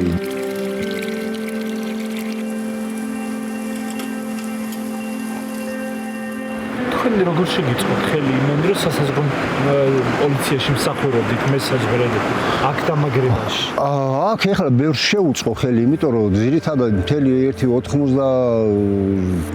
19% ადგილობრივი იყო მაშინ, ადგილობრივები მუშაობდნენ და ბევრი აი როგორც მე დავრჩი, დღესაც არის აქ, გინდა არდოთში, გინდა მუცოში შემორჩნენ ამ იმას და დამაგრდნენ, დაფუძნდნენ აქ ხოლონის ჭალაშიც აგრძელებენ ისევ ცხოვრებას. ეხლა მე აღარანაირი აღარა მაქვს კავშირი ეხლა სასაზღვროსთან კი მეგობრები არიან, მაგრამ უფრო უცხოები მხვდებიან მე როცა ჩავდივარ ქვევით ან მხვდები უცხოები არიან. რა უპირატესობა აქვს ადგილობრივს? ბევრი გელა ჯერ ადგილმდებარეობა კარგად იცი, ხო? მე ყველას იცნობ. სამეზობლო იქნება, სოფელები იქნება, თუ რა ყველას იცნობ, იწყემსაც იცნობ, იმ ვინც გადაადგილდება, ყველას იცნობ და ეგ უპირატესობა აქვს და კარგად იცი რა ადგილმდებარეობა. რატომ არ არის ხა პრიორიტეტული ადგილობრივის? მაგას ვერ ვიტყვი, რატო არ არის, არ ვიცი მე. ალბათ რაღაცა გაუგებრობა აქვს. ეს მდგომარეობა როგორ აისახება ხევსურეთზე უახლოეს 10-15 წელიწადში? ძალიან ცუდად. ალბათ იმაზე ცუდი იქნება, რაც 50-იან წლებში გაუკეთეს ხევსურეთს, რომ მთლიანად გადაასახლეს და მე აი ხელახლა ჩვენ დავიწყეთ აქ ცხოვრება, ხო? გადასახლების მერე ზოგი დაიღუპა, ზოგმაც იქ ცხოვრება არჩია. აკოფნას და აი ესე დაიცალა და დღესაც ხედავთ რაც არის. თითო როლაკაცი ვარ თითო სოფელში. ეხლა სულ მარტო რჩებით ბოლო სოფელში. კი ბატონო. რამდენამდე? გაზაფხულამდე.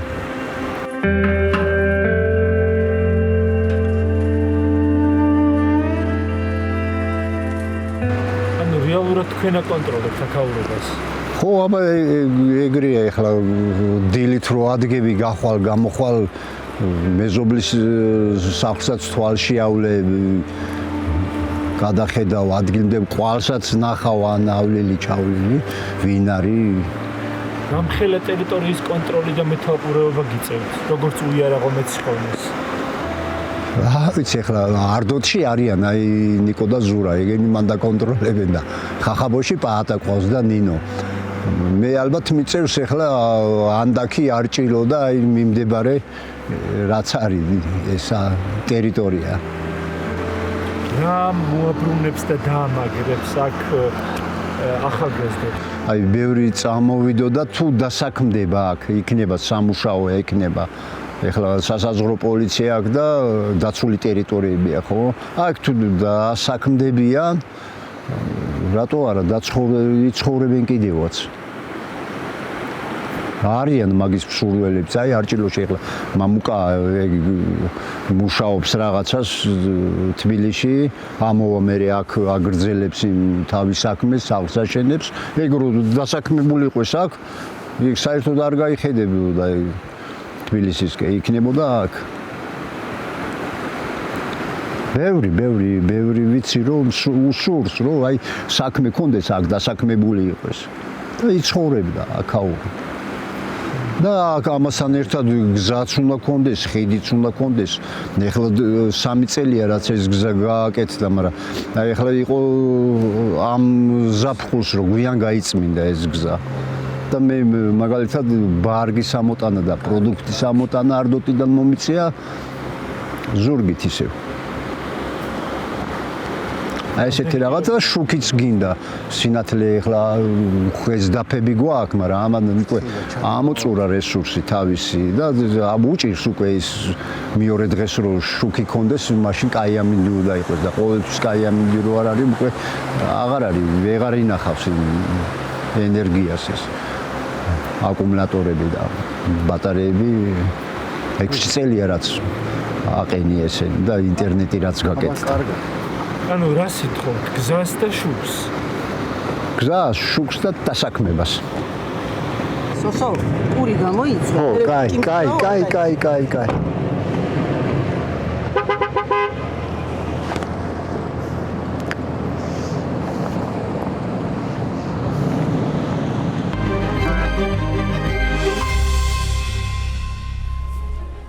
გადაცემის ბოლო 15 წუთს პირდაპირ თქვენ გითმობთ გზა, შუქი და რა თქვა ბატონმა სოსომ კიდე 3 რამ დაასახელა, რაც არის გამოსავალი და დასაქმება. თქვენ ბატონ გიგლა რას ფიქრობთ, რა არის გამოსავალი ამ სიტუაციიდან? რა უშველი და ამ რეგიონების გაცოცხლებას? რა უშველი და გადარჩენას. მე ისე ჩემი აზრით 45 წელი ვიცხოვრე, ხო? ხო და აი აქედან რომ ავიღო როგორ ვიცხოვრე და რა პრობლემა იყო. ხო ვერავინ ვერ მასწავლის. აი ხო შეიძლება დამიჯეროს ვინმე რომ რა პრობლემა იყო და რა გადაარჩენდა. რაზე ფიქრობს ადამიანი. როცა ჩვენ უკვე დაიცალა არხოტი 22 ოჯახი დაბრუნდა. და იქ დაასაქმეს ის ხალხი, ისე დაასაქმეს იმ კომუნისტებს. უამრავს ეკიდა ლენინის სურათი, აი იმაზე რა, ასე იყო საჭირო. კი ეკიდა, მაგრამ ქართულ სახელმწიფოებში კუთხისთვის კი არა, ქვეყნისთვის ფიქრობდნენ, რომ როგორღაცა ის საზღვარი არ დაცლილიყო იქ. და მე უსმენდი ქალბატონებს ყველას გისმენდი და ყველა ერთ აზრზე ვართ, რომ ცოცხალი სოფელი გვირჩევნია, ხო? იმ ხაჭაპურის რო გააცნობენ, იმას რო გაყიდიან იმათ. იქ იმ დროებით მოსულს ხო იმ ორთვეს და იმას იქ ჯობია ის 4 კაცი რო ცხოვრობს არხოლში რომელსაც მე ჯანმრთელობას უსვამ და მე თუ მექნება საშუალება რომ მივლოს აი იქ ვიცხოვრე და რო დაასაქმეს როგორ დაასაქმეს ფული ათხოვეს უპროცენტო სესხი ათხოვეს იქ ხო ეხლა სახლი არ არის კარი არაფერი არ იქ ეს ფული რო ათხოვა ამ სახელმწიფომ რა ამ ეროვნულად იმან სახელმწიფოებრივ ეს ფული ათხოვეს უკან ის არავის არ წამოუღია იმათ მისცეს იმიტომ რომ იქ რო ეხლა იქაური ბიჭი იქაურია ხო პატაზანინოს მიესალმები თუ მისმენენ და ხო და იქ ეხლა იმათ რომ ბავშვი საფენი გაფინონ აი ამდენი გარისკონ რა ეკუთვნით იმას სახელმწიფომ რა უნდა გადაუხადოს ხო უნდა გადაუხადოს იმ ბავშვს ხო უნდა გადაუხადოს რომ იქ იტალიაში არ იღებდება იმაში ევროპაში არ იღებდება თუ სად იღებდება არ გარბის ეს ჩვენი ის მაგრამ იმათი დახმარება რა ხო ხედავ შუქი არ აქვთ და სოფლის პროგრამა არის ეგრეთ წოდებული სოფლის პროგრამა საკაშვილმა დაიწყო სოფლის პროგრამა და 2000 ლარი იყო ყველაზე მინიმუმი ერთმა ცხოვრებელს ყველაზე მინიმუმ მაცხოვრებელს ეხლა 10000 ვიღაცა იკითხავს, ეგ ნუ ამბობდი რომ ის ტრიუკია და იმ უბრალოდ იმ ჰექტარს ხელფას არაძლებენ. ის ფული უკანვე მიაქვთ. თორე ის შუქი ის 10000 რო დაგიჯდას, ის 100000 აქვთ იმას გამოყოფილი. მაგრამ ის ფული უკან მიაქვს იმათ იმის უფლება არ აქვს რომ ის დენი იმათ საქანელა უნდა დაკიდონ და ის მოსაცდელი უნდა აშენონ. ამაში ესე იქ ეს წერია. ჩემს მაგალითს ეგეუბნები ეხლა ალბათ ჭიმრისა იქნება თუ უკან წარებული ერთი ალბათ 70-80,000 კიდე მეტი. იმიტომ რომ რამე საქანელება შუქი არა მაგ და შუქს ეკიდე. ნუ აი ესეთი მდგომარეობა და იქ უნდა დავაბრუნოთ და ცოცხალი სოფელი სხვანაირად არ გამოვა. უნდა დავაინტერესოთ. იქ ბავშვს იქ დაბადებულ ბავშვს უნდა ყურადღება მიაქციოს სახელმწიფო ხელისუფალმა. ხო, როცა ქვეყანაზე იფიქრებს. სხვანაირად ის 4 კაცი მოკვდება ბოლოს მოკვდებით რა და სოფელის კვდება სამწუხაროდ მიხაბაპა რომ მოკვდა სოფელის მოკვდა ხო ეს არის ცუდი რომ სოფელის კვდება და იმისი პატრონი არ არის ის თავის მოხედავ რამდენს იპარავს თურმე დანარჩენები კიდე ყველა ეჭვმიტანილია რა ხვალ არ ვიცი ვიდაიჭენ კიდე ხო და იქიდე იმ 10000 ის სოფლის პროგრამა თუ გამოყავი ამას კი ნუ არ წამოიღებ უკან კაცო უთხარი შეცვალე ინდივიდუალ მიშას დროს ის უკან არ დაბრუნებულა არც ერთი კაბი იქ შეგეცვალა რა რაც გჭირდებოდა ანუ მოთხოვნის მიხედვით გაკეთებული და საჭიროების მიხედვით რასაც აი სოფელს თუ ყინულის მოედანი ჭირდება რა შენ ცხენი გჭირდება ხო იქ იმას ის ჭირდება ზურგშანით რო ეზიდება იმას აი ნებისმიერში შეიძლება გამოიყენებინა ანუ სოფელი იყენებდა იმპულს ეხლა აღარაფერს არ იყენებს მარგარეთ თქვენ როგორ ფიქრობთ აი ეს ერთი დარჩენილი ბავშვი აი იმისთვის და კიდევ სხვა ბავშვებიც რო დაემატოს როგორ ხედავთ რაში ხედავთ გამოსავალს აი წეგან აღნიშნა გიგლამ რომ ხახაბოს ოჯახის მაგალითი მოიყვანა და ოჯახები აღარ იქმნება სწორედ იმიტომ რომ ბავშვი რო გააჩინონ მაგისტრის ჭირდებათ ექიმი. პირველ რიგში ხო ეგ არის ყველაზე მნიშვნელოვანი. ადამიანის სიცოცხლე და ჯანმრთელობა, ელექტროენერგია მნიშვნელოვანი, გზა არის მნიშვნელოვანი და რა თქმა უნდა სამუშაო ადგილები, იმიტომ რომ ახალგაზრდა რო ამოვა მთაში, ის სარიელი ხელებით ვერაფერს ვერ გააკეთებს და თან შეიძლება ყველას ბიზნესის დაწყება სულ არ უნდა, რაღაცა თავისი პირადი საქმე უნდა და ასე შემდეგ. და როდესაც ეს პირობები საერთოდ არ არის და არანაირი ხელშეწყობა არ არის ხევსურეთში, კონკრეტულად პირიქით ხევსურეთს გულისხმობ ამჟამად, ძალიან რთულია, რომ ვიღაცას დააძალო, ან თუნდაც მოთხოვო, რომ გინდა თუ არა დაბრუნდეს, იმიტომ რომ იმას არსებობა სჭირდება, ოჯახის შენახვა სჭირდება და ეს ფუფუნება არ აქვს. არ არის მობილური კავშირი, როგორც აღნიშნე, 6-7 თვე ჩაკეტილია გზა, დათვისროს უღელტეხილი, როცა მაგალითად სვანეთში იწმინდება, მე როგორც მოქვს ინფორმაცია გზა ზამთარშიც და ძალიან კარგი იქნებოდა თუნდაც პროდუქტის გადასატანად, იმიტომ რომ 6-7 თვე რო საერთოდ მოწყვეტილი ხარ გარესამყაროს, ურთულესია ეგეთ პირობებში ცხოვრება. ორ კვირაში ერთხელ ფრენას ელოდები ამ როტაციას და რაღაც ელემენტარული პროდუქტიც რო გაგითავდეს, გიწევს 3 კვირა ლოდინი და ამიტომ ძალიან რთულია. ნანა და შემდეგია. მე მინდა ხაზი გავუსვა ერთ რაღაცას. უყურეთ, მთელი გადაცემა საუბრობთ, რომ გზა არის აუცილებელი საზღვრისპირა რეგიონებში და საუბრობთ იმ პრობლემებზე, რომელიც მოსდევს უგზობას ადგილობრივებისთვის, მაგრამ რასაკვირველია, ადგილობრივებს უჭირთ და გზა არის აუცილებელი და უსაფრთხო ყველა სოფლამდე უნდა მიდიოდეს, 21 საუკუნეში ვართ, მაგრამ სახელმწიფოს მხრიდან რო შევხედოთ ამ საქმეს, ეს არის საზღვრისპირა სოფლები. როგორ შეიძლება საზღვრისპირა სოფელში არ მიდიოდეს გზა? იმისთვის რომ იქ ენთოს კერა, ცეცხლი და ის იყოს ქართული საქართველოს სოფელი, საქართველოს ფარგლებში შემავალი ცოცხალი სოფელი, იმისთვის რომ შენ თქვა რომ ეს ჩემი სოფელია. რაც არ უნდა კავკასიონი კონდეს შემორტყმული, რაც არ უნდა უღელტეხილები არსებობდეს, სამწუხაროდ არის საშიშროება იმის, რომ მოვიდეს გადამთიელი და დაგისახლდეს, აგერ თუშეთში მაგალითად ჭერო და იცოხი, რა ქვია მეორე სოფელს, ინწუხი და კი ბატონო დავკარგეთ სოფლები, სადაც ქართველები ხვარს ვეღარ აძობებენ, იმიტომ რომ ნუ ვეღარ შევდივართ რაღაცა სოფლებში. არავითარ შემთხვევაში არ შეიძლება საზღვრისპირა სოფლამდე გზა არ მიდიოდეს, ეს ერთი. და მეორე სანამიას გადავულოცავ, ასე ვთქვათ, დროს ჩემი სატკივარი როგორც კულტურული მემკვიდრეობის მაინც ასე ვთქვათ მცველის არის იდენტობის დაკარგვა, რომელიც აი ამ საზღვრისპირა სოფლებს სამწუხაროდ მოედო ამ ბოლო პერიოდში ძალიან სენივით და აი ეს ერთი და იგივე კოტეჯებით თუ რაღაცა ერთნაირი უსახური მარტივად ასაგები ნაგებობებით ვკარგავთ იმას, რაც არის ჩვენი უნიკალური. რაც არა მარტო ამ 5 რეგიონში, არამედ თამამად ვიტყვი, რომ ყველა კუთხეში, რომელიც საქართველოს გვაქვს გამორჩეული ტრადიციული არქიტექტურა, რომელსაც თითეულს ახასიათებს თავისი გადასარჩენი და აუცილებლად შესანარჩუნებელი იდენტობის ნიშანი, მაგალითად როგორიც არის თუშეთში ფიქალი, რომელიც ვერც ერთი თანამედროვე ბეტონის მასალით და ხელოვნური მასალით ვერ შეიცვლება და ვერ ჩანაცვლდება და აი ესეთი იდენტობის შენარჩუნებას მოკლედ უბრალოდ ავთენტიკურობის დაკარგვას მოსდევს იდენტობის დაკარგვა. იდენტობის დაკარგვა ეს ისეთი ჯაჭვია, იდენტობის დაკარგვას მოსდევს მერე ტურიზმის შემცირება, იმიტომ რომ ტურისტი შენთან მოდის ზუსტად იმ იდენტობის სანახავად, რომელიც გაგასხვავებს მსოფლიოს სხვა ერისგან, ხო?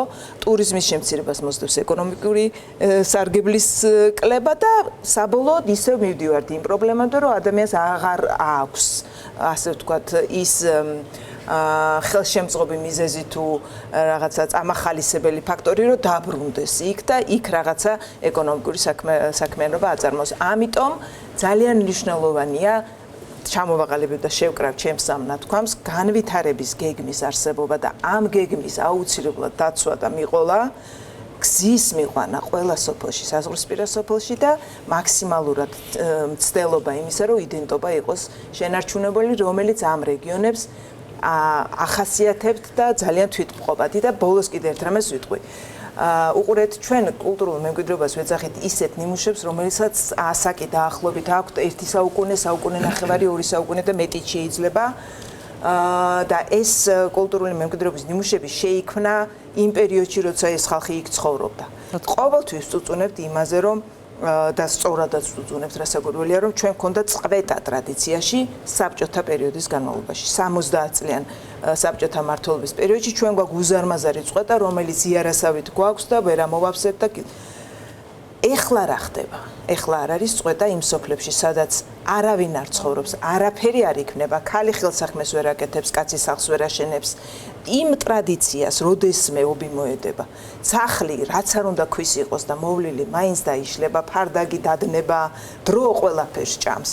და 50 და 100 წლის მერე მომავალთაობას რას ვეუბნებით, რომ და ის ადამიანების თუ არ ცოცხალი ტრადიციით თუ არ გადავეცით, ასე ვთქვათ, შთამომავლობას, ჩვენი ტრადიციები და წესჩვეულებები და ესეც თუ დავკარგეთ, ანუ ჩვენ ქართველობა ტრადიციული ჩვენი ყოფა გვახასიათებს სადღაცა მე-20 საუკუნის დასაწყისამდე და მე რას ვშვებით.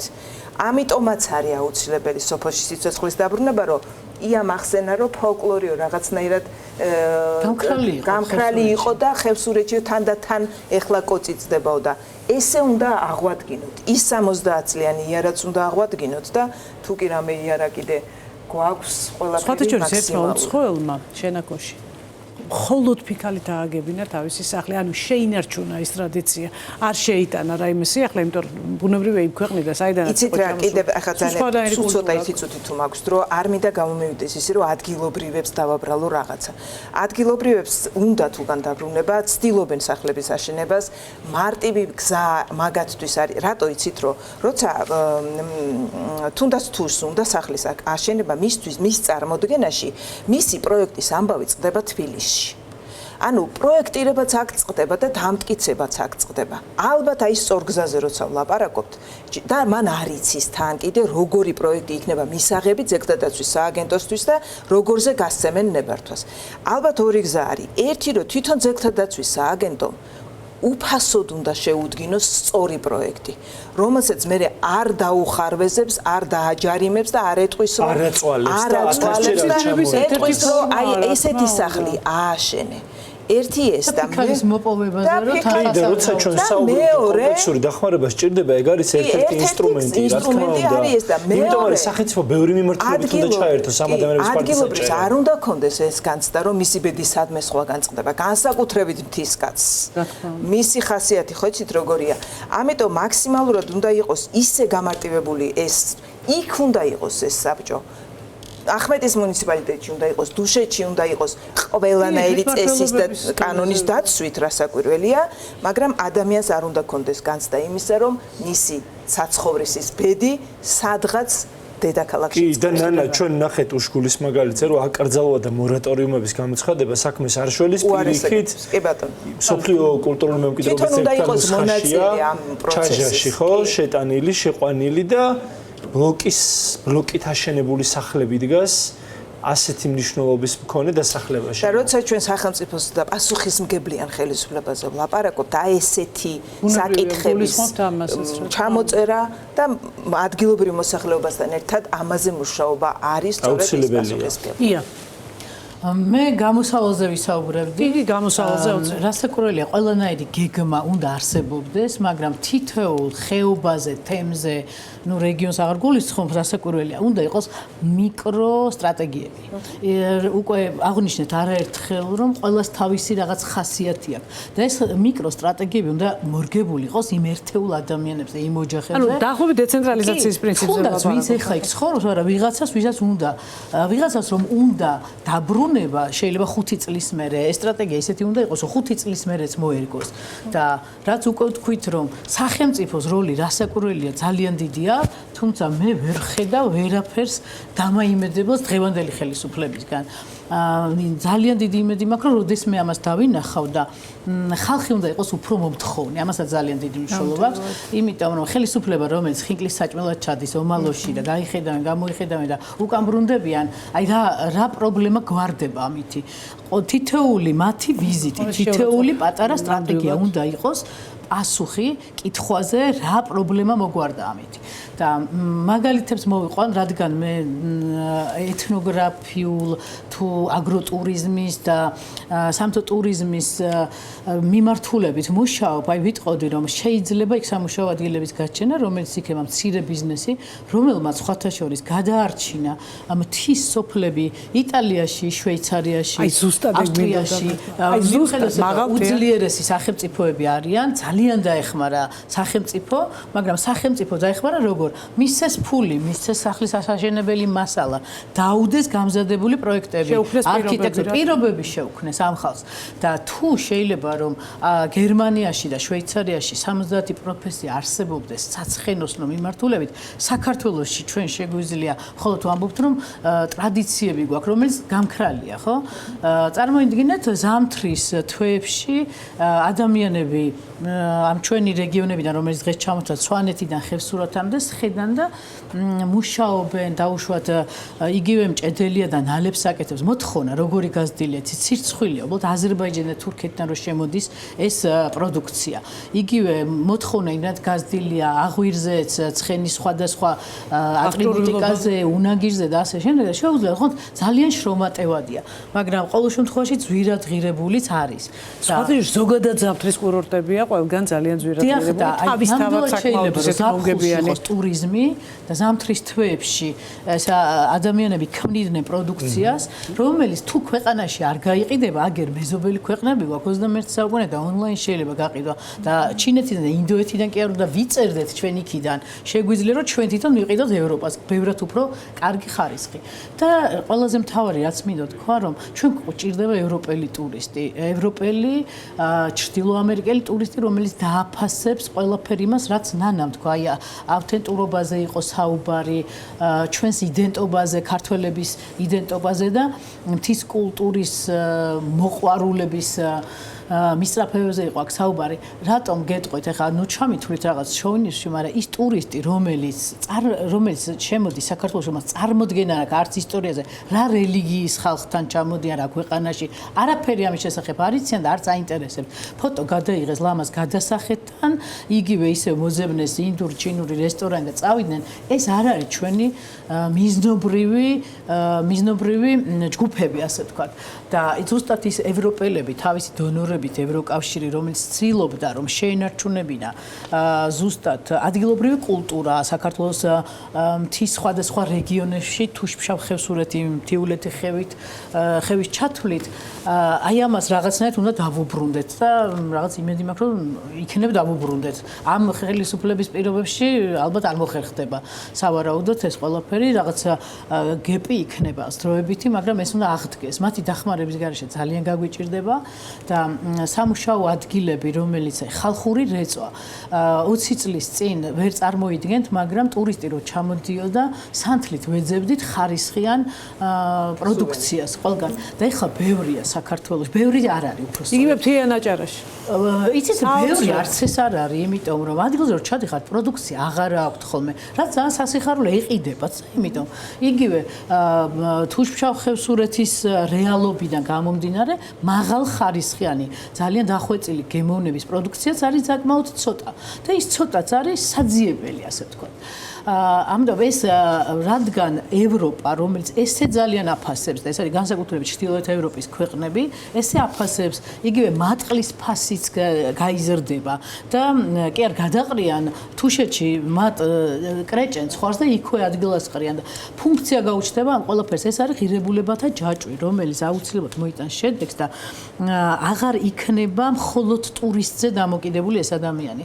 აი ზუსტად ამითი არის ეკოტურიზმი კარგი, რომ ბევრ კომპონენტს მოიცავს. და სრული წელი ადამიანი არის ეს საოჯახო სასტუმროს დატვირთვაც, იმიტომ არის ესეთი მნიშვნელოვანი, იმ ოჯახის არის. აი ნინო და პაატა რო ავიღოთ, იქ რომ ქონდეთ ისეთი პირობები, რომ ხალხი სულ მიდიოდეს, გამოდიოდეს, დამხმარები ყავდეთ, მეურნეობა ქონდეთ და დამთავრდა სეზონი და გაქრნენ ეს ტურისტებმა. სამაგეროდ იმათ საქმე დარჩათ. საქმე დარჩათ, ისეთი საქმე, რომელიც აუცილებლად შემოსავალს მოიტანს. ძალიან დიდი მადლობა. თავისით მოაწყეს. ვიდრე გადაცემას დაამთავრებ, მინდა რომ კი ბატონო, უბრალოდ ერთი რაღაცა მეც მინდოდა მე. კი ბატონო.